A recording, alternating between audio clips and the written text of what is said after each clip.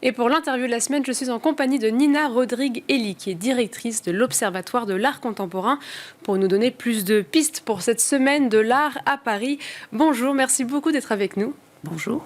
Alors, en tête de locomotive, bien sûr, il y a Paris Plus pour cette semaine de l'art. Nina Rodrigue-Elie, est-ce que vous pouvez donner déjà quelques conseils si je suis un jeune collectionneur, que j'entre dans Paris Plus, j'ai des centaines de stands en face de moi.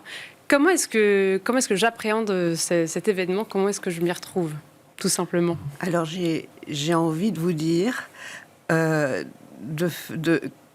si j'ai un conseil à donner à un jeune collectionneur qui arrive justement dans ce dédale de galeries à Paris Plus, c'est justement de faire en sens inverse. C'est-à-dire de passer justement toutes les galeries de la nef, qui sont des galeries de marché très très reconnues, et de passer toutes ces galeries jusqu'au bout de la foire, qui est consacrée aux galeries prospectives et aux galeries émergentes. Et ce sont des galeries justement qui définissent aussi des tendances et des tendances à venir. Voilà. La réputation d'un artiste ou la cote d'un artiste, c'est une conjonction entre les tendances de création et le marché de l'art, quand le marché commence à les reconnaître. Et alors, comment faire si donc on est dans cette foire Paris Plus? Est-ce qu'il y a justement presque des parcours, que ce soit thématiques, esthétiques, des pistes de lecture qu'on pourrait avoir pour déambuler? Alors, on peut déjà donner des pistes de lecture sans avoir vu Paris Plus à l'avance, mais ces pistes sont toujours là, donc elles sont toujours valables. Notamment, une des pistes, c'est que ce collectionneur ou ces jeunes collectionneurs gardent en tête que la peinture est une notion très très importante et qu'on assiste aujourd'hui à un renouvellement de la peinture. Et je dis bien renouvellement et pas retour de la peinture, parce que la peinture n'a jamais vraiment disparu. Mais c'est un renouvellement qui est fait surtout qui est poussé par les jeunes générations, qui s'affranchissent des courants historiques, qui s'affranchissent des dogmes.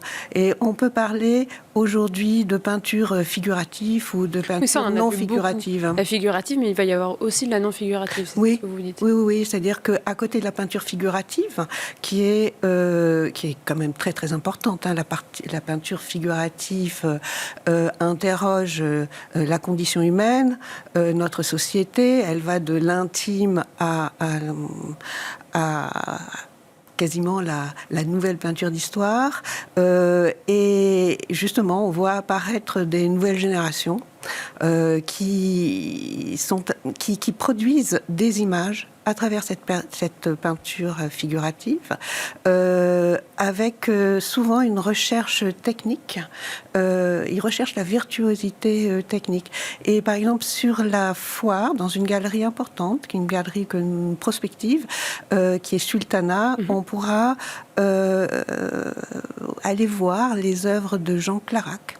Jean Clarac est un jeune artiste qui est déjà remarqué, qui a fait les Beaux-Arts de Paris. Il a déjà été primé par les Amis des Beaux-Arts de Paris. Et il fait partie de ces artistes, justement, qui traitent la question de l'image. De même que de Wadi Hadjad, qui est aussitôt sorti des Beaux-Arts de Paris, également, qui a été pris par la galerie Kamel Menour. Et donc ça va être une tendance de création transversale aux différentes galeries présentes. Oui, il faut regarder, j'en cite quelques-uns, mais il y en aura à peu près partout. Notamment d'autres, je voudrais aussi noter des artistes très historiques, hein, comme Gilles Ayot, qui a été apparenté à la figuration narrative, et qui bénéficie aujourd'hui d'une grande exposition au Centre Pompidou. Et lui aussi, alors très intéressant, rend compte de la condition humaine à travers des animaux en cage et enfermés. Et donc ça, c'est vraiment intéressant parce que c'est vraiment le reflet de nous-mêmes. Mais ça, c'est presque un pont, du coup, entre cette première thématique et tendance de création et une deuxième tendance qui se voit énormément, qui est sûrement l'écologie. Alors, l'écologie infiltre totalement notre société maintenant, et le marché de l'art en est le reflet. Et donc, en écologie, pour l'écologie, c'est vraiment un chapeau très très très large. Et j'ai remarqué chez certaines galeries qui vont de Paris Plus, des galeries qui présentent des artistes qui interrogent la question de la ruralité. Donc, une galerie, cette galerie s'appelle Salle Principale, et elle présentera un artiste qui fait des films, qui met en scène des gestes de la ruralité, qui s'appelle Jean-Baptiste Perret. Dans l'écologie, on pourra aussi... Parce que du coup, il y a des ramifications, des choses plus précises que l'écologie. L'écologie, c'est presque trop large. Voilà, l'écologie, c'est trop large. C'est des ramifications, c'est ces questions de ruralité, mais aussi de questions du vivant. Le vivant, on le voit aussi en peinture. Donc, et elle fait face justement à la peinture figurative, parce que la peinture, le médium même de la peinture est important. Presque la peinture, la substance de la peinture devient aussi médiumnique. Et là, je voudrais faire référence à encore une fois une autre jeune artiste, qui est une artiste américaine qui a étudié en France, également aux Beaux-Arts de Paris, qui s'appelle Sequoia Scavullo et qui se trouve à la galerie Sans Titre, une galerie émergente. Là, je pense que c'est vraiment des découvertes, mais des découvertes qui sont en passe de se perpétuer. Oui, et qui sont ancrées dans une mouvance plus forte et qui commence à s'asseoir. Est-ce qu'il y a une autre piste de lecture que vous voyez dans cette foire ?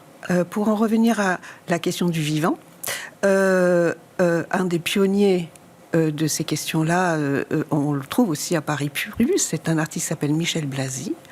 Et c'est un artiste justement qui fait des œuvres en transformation, des œuvres évolutives.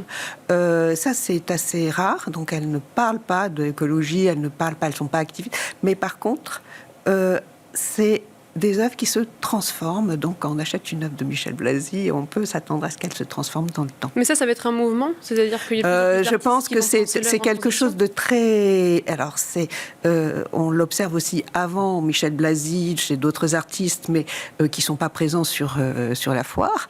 Mais en tout cas, on aura Michel Blasi à la Galerie Art Concept. Et dernier axe auquel on pourrait parler, parce qu'il ne nous reste plus qu'une minute, c'est peut-être le retour vers les matériaux, la tradition. C'est quelque chose, c'est vrai qu'on voit beaucoup en ce moment. Ah oui, ça c'est vraiment récurrent. Les artistes qui utilisent, qui s'approprient les techniques traditionnelles comme le tissage ou la céramique. Donc là encore, il y a cette grande artiste chef de file du fiber art qui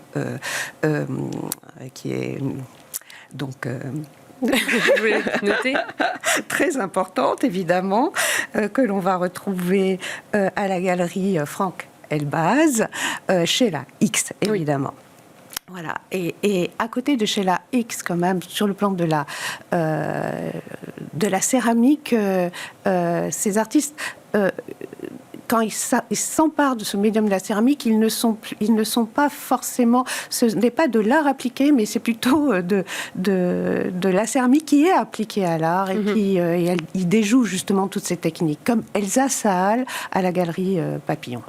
Eh bien, merci beaucoup Nina Rodriguelli. Alors, je rappelle que vous êtes directrice de l'Observatoire de l'art contemporain et quant à nous, on se retrouve la semaine prochaine pour une nouvelle édition d'Art et Marché.